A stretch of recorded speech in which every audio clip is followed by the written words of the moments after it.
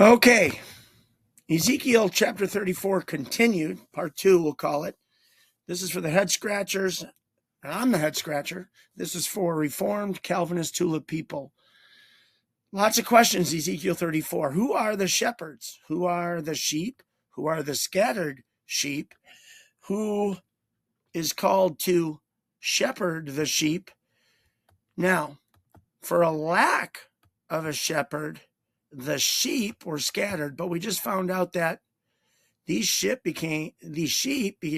were diseased. They were not healed. They were still broken. So does that mean they were believers or unbelievers? And if they're unbelievers, why are they called sheep?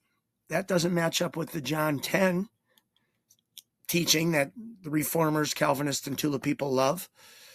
They were scattered for a lack of a shepherd, okay? And these sheep, well, believers or unbelievers, became food for every beast of the field. They were scattered. My flock, Ezekiel or God, my flock was scattered through the mountains, scattered all over the earth. Wait a minute. Again, this sounds like maybe when Jesus returns, or maybe the end times, rather than, holy sheep that hear the shepherd's voice, and holy sheep that are the children and sons that just follow. John 6, they're drawn by God.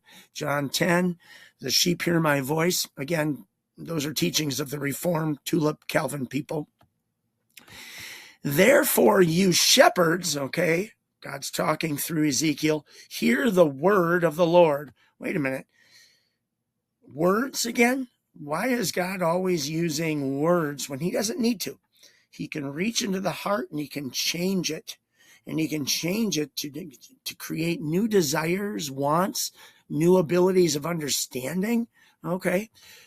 Just small questions as we go. As I live, declares the Lord, surely because my flock has become prey.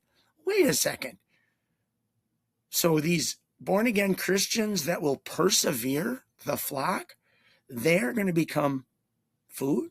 So God's going to let all his Christian children just get eaten up? I mean, I know that's not even a really good argument against the Calvin Reformed tulip people, but who is the flock? How can John 10, flock, sheep, mean intimate relationship known from eternity past with a heart of love for his elect, for his sheep, and now,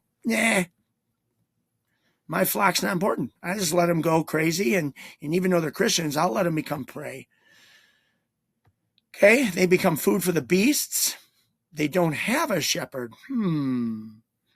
My shepherds did not search for my flock. Okay, I didn't know shepherds could search for a flock.